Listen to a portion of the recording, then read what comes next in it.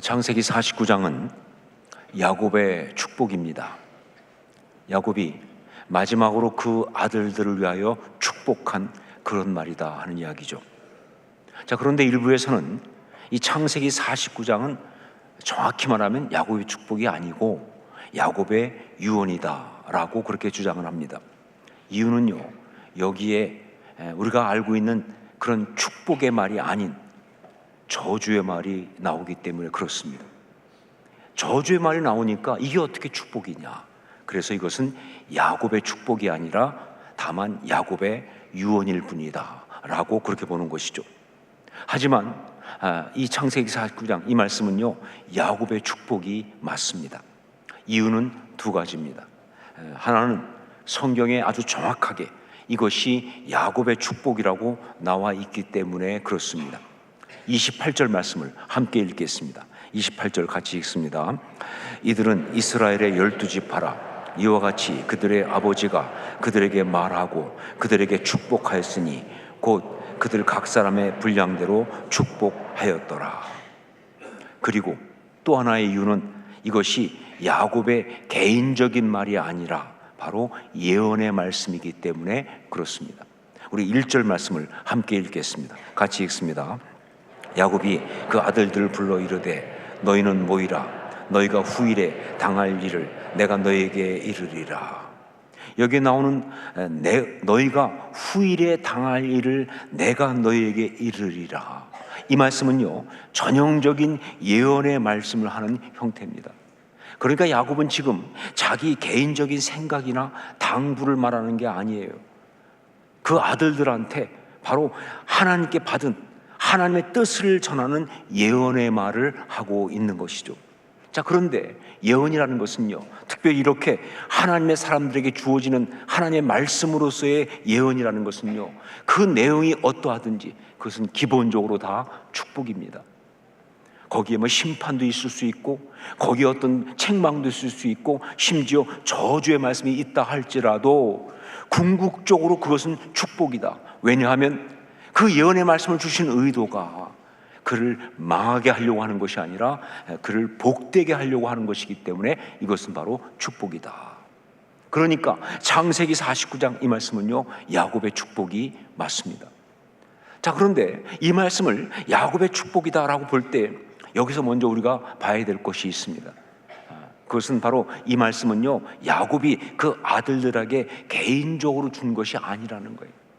야곱이 아들들한테 그냥 개인적으로 준 것이 아니라 성경에 나오는 것처럼 이것은 이스라엘 12지파, 즉 하나님의 선택된 백성들에게 준 하나님의 예언의 말씀이라는 거예요.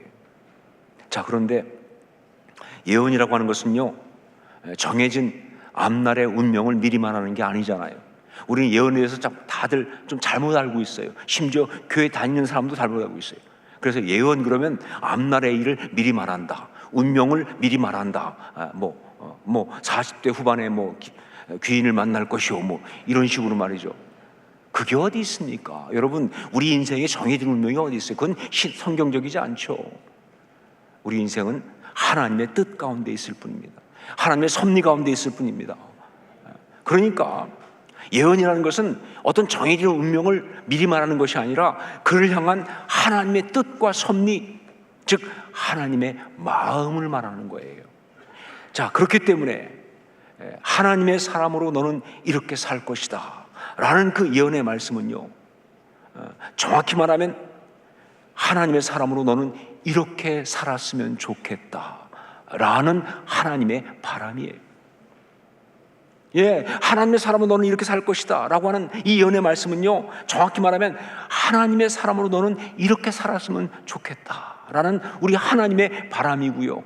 그러면서 결국 그러니까 이것은요, 우리에게는 어떻게 되느냐, 하나님의 사람으로 너는 이렇게 살아야 한다 라는 거룩한 명령이 되는 거예요. 하나님의 사람으로 너는 이렇게 살아야 한다 라는 거룩한 명령이 되는 거예요. 자, 그러니까 오늘 이 말씀을 묵상하면서 우리는요, 이 말씀을 바로 우리에게 주신 하나님의 축복의 메시지로 받아야 되는 거예요. 왜냐하면요, 단지 오늘 말씀은요, 야곱이 자기 아들들한테 축복한 그런 말씀이 아니니까. 하나님께서 야곱을 통해서 하나님의 백성들에게 준 축복의 메시지니까. 더구나 그 내용이 뭡니까? 하나님의 사람들로 아름답게 살아가는 삶이라고 하는 그 축복의 메시지 아닙니까? 여러분, 우리가 누굽니까? 하나님 백성 아니에요? 우리가 하나님의 사람들 아닙니까? 그러니까 이 말씀은 우리한테 해당되는 것이죠. 더군다나 지금 우리의 모든 삶을 볼 때 이 말씀은요, 우리한테 아주 절실한 메시지다 라고 말할 수가 있죠. 자, 야곱의 축복, 이 말씀을 통하여 성경은 지금 우리에게 어떤 메시지를 주고 있는가?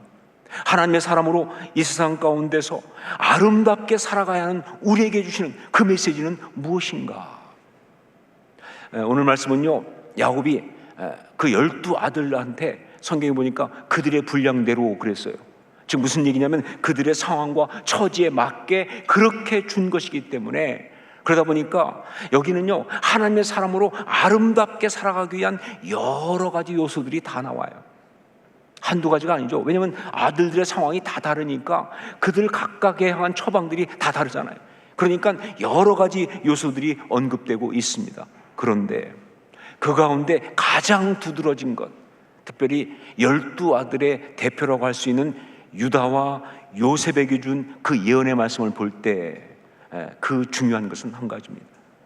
이 말씀 가운데 정말 두드러진 가장 중요한 것은 한 가지인데, 그것이 바로 뭐냐? 승리하는 삶이에요. 승리하는 삶.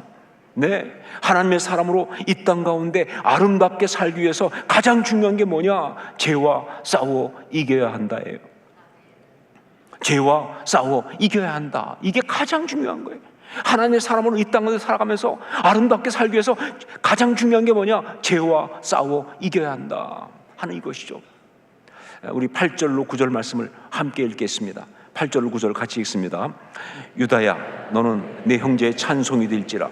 내 손이 내 원수의 목을 잡을 것이요 내 아버지의 아들들이 내 앞에 절하리로다. 유다는 사자 새끼로다. 내 아들아, 너는 움킨 것을 찢고 올라갔도다. 그가 엎드리고 웅크림이 숫사자 같고 암사자 같으니 누가 그를 범할 수 있으랴. 여기에 유다를 향해서 그리고 있는 모습이 뭡니까? 여기 그려지고 있는 유다의 모습이 뭡니까? 내 손이 내 원수의 목을 잡을 것이요 대적의 목덜미를 주고 있다는 게 무슨 뜻이에요? 너는 사자처럼 용맹해서 대적이 그 앞에서 벌벌 떨며 함부로 하지 못한다. 그 모습, 이건 뭘 말하고 있어요? 누가 그를 범할 수 있으리요? 이건 뭘 말하고 있습니까? 바로 죄에게 승리하고 있는 모습 아닙니까? 대적에게 승리하는 모습, 죄에게 승리하는 모습, 바로 이거예요. 이게 바로 이 땅 가운데 있는 하나님의 사람의 모습이라는 거예요. 우리 22절로 24절 말씀을 또 함께 읽겠습니다. 같이 읽습니다. 요셉은 무성한 가지, 곧 샘 곁에 무성한 가지라. 그 가지가 담을 넘었도다. 활 쏘는 자가 그를 학대하며 적개심을 가지고 그를 쏘았으나 요셉의 활은 도리어 굳세며 그의 팔은 힘이 있으니 이는 야곱의 전능자 이스라엘의 반석인 목자의 손을 힘입음이라. 하나님의 사람은 제 아무리 핍박을 받고 어려움을 당해도요, 악한 자들이 정말 악한 말로 상처를 주고 모욕하고 비참하게 한다 할지라도 무너지라고, 좌절하라고, 상처받으라고 그렇게 독한 말을 한다 할지라도 절대로 거기에 무너지지 않습니다. 절대로 거기에 무너지지 않습니다. 오히려 그의 활이 더 굳세지고 그의 팔이 더 힘이 있어서 그 대적들을 갖다가 박살내는 것, 이게 바로 신앙의 사람들의 모습이라는 거예요. 저는 신앙 간증 듣는 걸 참 좋아하는데, 그런데 그 간증들을 들어보면 이야기는 다양하지만 그러나 그 모든 간증은 다 승리의 이야기입니다. 승리의 이야기예요. 여러분, 패배한 간증은 있을 수가 없어요. 뭐 아무리 드라마틱한 얘기해도 이렇게 해서 결국은 그렇게 죽었습니다. 그게 무슨 간증이에요? 이렇게 해서 결국은 이렇게 망하고 말았습니다. 이게 무슨 간증이냐 그 말이에요. 여러분, 거기에 무슨 감동이 있어요? 거기에 어떤 메시지가 있어요? 아니요, 패배한 간증은 있을 수가 없어요. 승리한 이야기가 바로 간증이에요. 그런데 그 승리도 그냥 승리가 아니라 다 역전승이에요.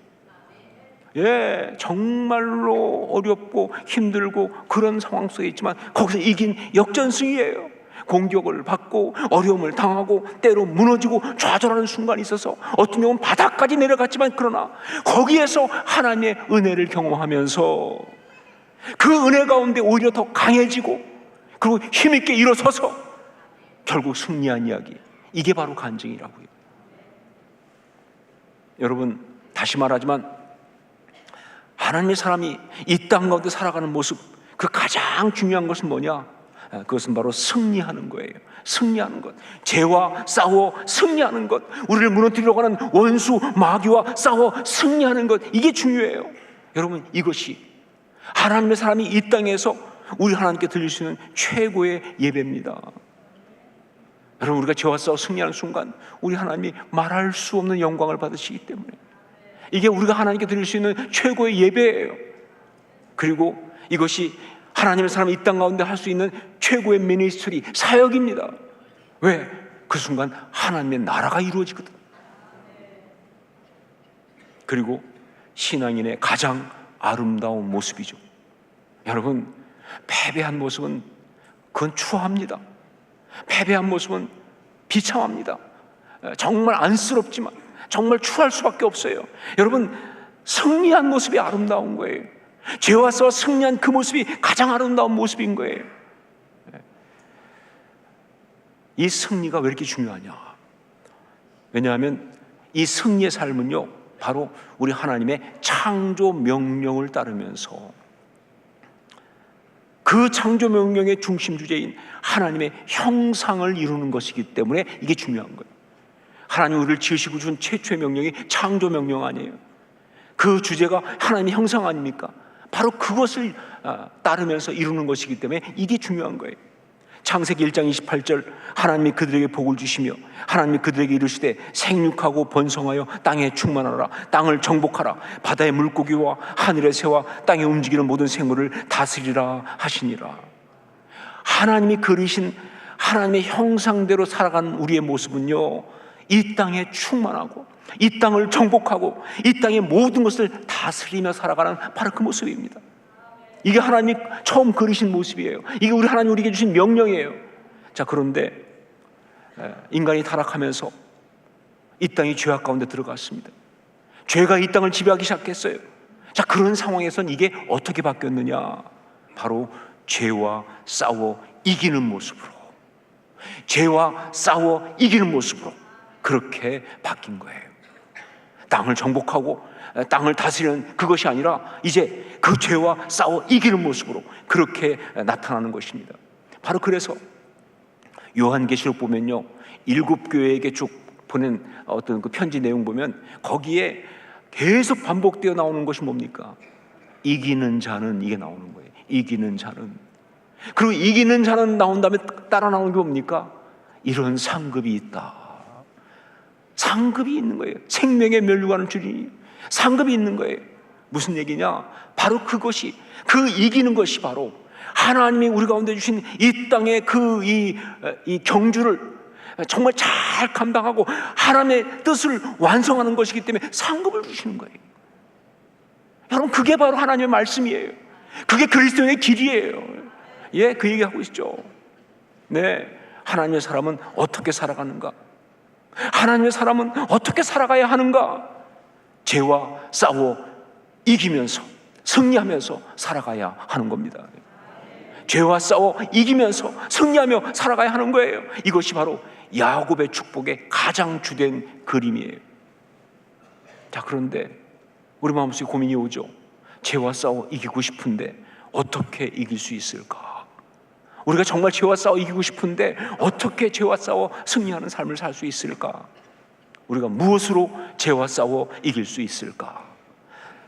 이것에 대해서도 야곱의 축복에는요, 아주 정확하게 그 답을 이야기해 주고 있습니다. 유다에게 준 예언을 통해서 한 가지, 그리고 요셉에게 준 예언을 통해서 또 한 가지, 각각 다르게 두 가지를 이야기해 주고 있어요. 먼저 10절 말씀을 함께 읽겠습니다. 10절 같이 읽습니다.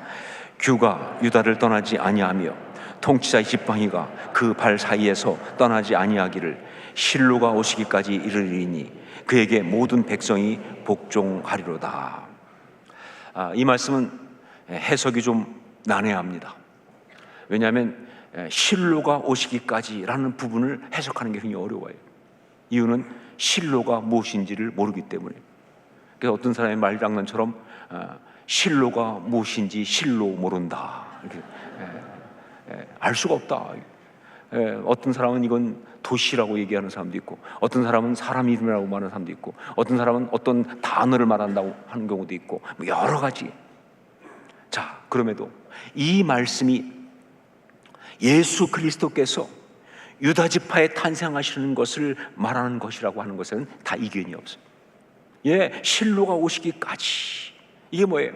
예수 그리스도가 유다 지파 가운데 탄생하셔서 그래서 이 대속의 역사를 행하시는 그 이야기를 말한다고 하는 것에는 다 이견이 없어요.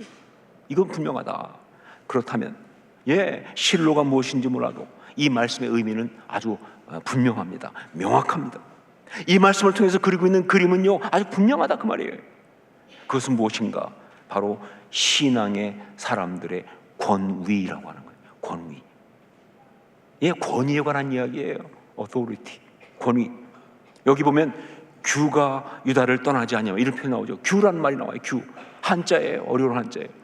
옛날 성경에 뭐라고 나왔느냐? 홀 그랬어. 홀. 역시 한자예요. 이게 영어로는 스캡털이라고 하는 말이죠.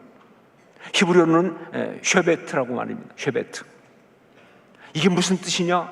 그런데 고민할 필요가 없죠. 왜냐하면 친절한 성경께서 그 다음에 뭐예요? 동어 반복으로 그 뜻이 뭔지 바로 이야기해주고 있잖아요. 통치자의 지팡이라고. 통치자의 지팡이라고. 결국 뭘 말하는 거예요? 권위를 말하는 겁니다. 통치자의 지팡이. 왕이 들고 있는 어떤 그런 지팡이, 권위를 말하는 거예요. 규가 유다를 떠나지 아니하며 통치자의 지팡이가 그 발 사이에서 떠나지 아니하기를. 이 권위가 바로 유다에게 주어졌고 그 권위는 그들 가운데 떠나지 않는다는 거예요. 이 권위가 하나님의 사람들에게 주어졌고 이 권위가 그리스도인에게 주어졌고 그들과 늘 함께 있다는 겁니다. 이거예요. 그런데 바로 이 권위로 죄를 이기고 승리할 수 있는 거죠. 이 권위가 죄를 이기고 승리할 수 있는 거예요. 하나님의 사람에게는 이 권위가 있기 때문에 이 땅에서 대적이 제 아무리 강력하게 공격하고 비열하게 무너뜨리려고 해도 그게 절대로 그 하나님의 사람을 무너뜨릴 수 없어요. 오히려 하나님의 사람이 그걸 다 이기고 승리한다는 거예요. 여러분, 권위는 그게 권위예요. 죄가 어떻게 할 수가 없는 거예요. 그러니까 한 사람 신앙인의 그 순교자의 그 권위를 제국이 무너뜨리지 못하잖아요. 로마 제국 다 동원해서 별별 짓을 다 해도 한 사람 순교자의 그 아름다운 권위를 무너뜨리지 못하는 거잖아요. 그 인생 파괴 못한다, 그 말입니다. 이게 권위예요. 악이 손도 못 대는 거예요. 여러분, 이 권위가 우리 가운데 있으니까, 이 권위가 우리를 떠나지 아니하니까 우리는 죄를 이기고 승리할 수 있다는 거예요. 이게 첫 번째입니다. 자, 그리고 또 하나, 요셉에게 준 말씀을 통하여 주신 죄를 이기고 승리한 그 비밀은 무엇이냐? 우리 22절 말씀을 같이 읽겠습니다. 22절 함께 읽습니다. 요셉은 무성한 가지, 곧 샘 곁에 무성한 가지라. 그 가지가 담을 넘었도다. 뭐예요? 생명력입니다. 능력. 죄를 이기고 승리할 수 있는 또 하나의 비밀이 있다고 한다면 그건 바로 생명력이라는 거예요. 샘 곁에 무성한 가지. 여러분, 그 생명력을, 그 아름다움을 어떤 것이 막을 수 있겠습니까? 제 아무리 가뭄이 들고 주변이 온통 다 말라도 그는 마르지 않습니다. 그의 생각과 그의 마음은 절대로, 그의 삶은 절대로 척박해지지 않습니다. 오히려 그런 환경이라고 하면 그는 더 아름답게 돋보일 수밖에 없어요. 왜냐하면 그는 하나님이 주신 생명력을 소유하고 있습니다. 그 안에 다른 것이 아니라 바로 생수의 샘이 터지고 있거든요. 여러분, 이게 하나님의 사람의 모습이에요. 이게 하나님의 사람의 모습이다. 샘 곁에 무성한 가지, 이게 바로 여러분과 저의 모습이에요. 그 가지가 담을 넘어도다. 영향력입니다. 선한 영향력이에요. 아무리 가로막고 아무리 틀어막아도 절대 차단할 수 없는 강력한 영향력을 행사하며 살아가는 바로 그 모습. 누룩이 가루 서마를 다 부풀리듯이 생명력을 가진 하나님의 사람은요, 그 주변에 누구도 막을 수 없는 아름다운 영향력을 끼치면서 그렇게 살아간다고 하는 거예요. 환경이 아무리 척박하고 힘들고 험악한 세상 가운데 있다 할지라도 그 세상이 그를 변질시키지 못해요. 그것이 아니라 그가 그 세상을 변화시키는 거예요.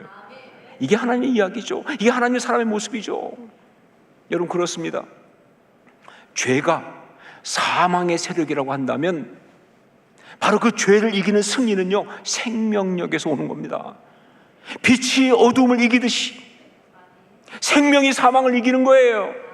제 아무리 강력한 어둠도요, 빛을 이길 수 없듯이, 그렇지 않습니까? 어둠이 아무리 많아도 빛을 못 이기죠. 이 온 방에 가득한 어둠도요, 작은 촛불 하나를 끌 수 없는 것처럼 말이죠.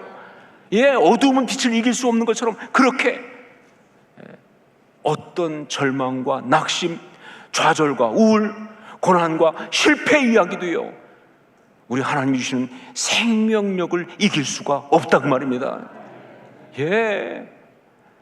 아무리 상황이 어렵고 힘들고 그래서 너는 망할 거야, 너는 끝났어라고 해도 말이죠, 이 가슴 속에 하나님이 주신 소망을 품은 자를 어떻게 무너뜨립니까? 아무리 주변에 정말 힘들고 어려운 게 많고 심지어 이 온몸이 그냥 죽어가는 것처럼 아프다 할지라도요, 하나님이 우리 안에 넣어주신 그 기쁨을 어떻게 막을 수가 있냐 그 말이에요. 하늘의 기쁨이 있는데, 감사한데, 평안을 너에게 주노라. 여러분, 온갖 상황 가지고 두려움을 가지고 밀고 들어오면서 우리를 갖다가 협박해도요, 이 마음에 우리 주님 주시는 평강을 가진 자는요, 절대 거기서 절망하고 무너지지 않습니다. 그 평안 가운데 오히려 정말 천국을 살아갈 줄로 믿습니다.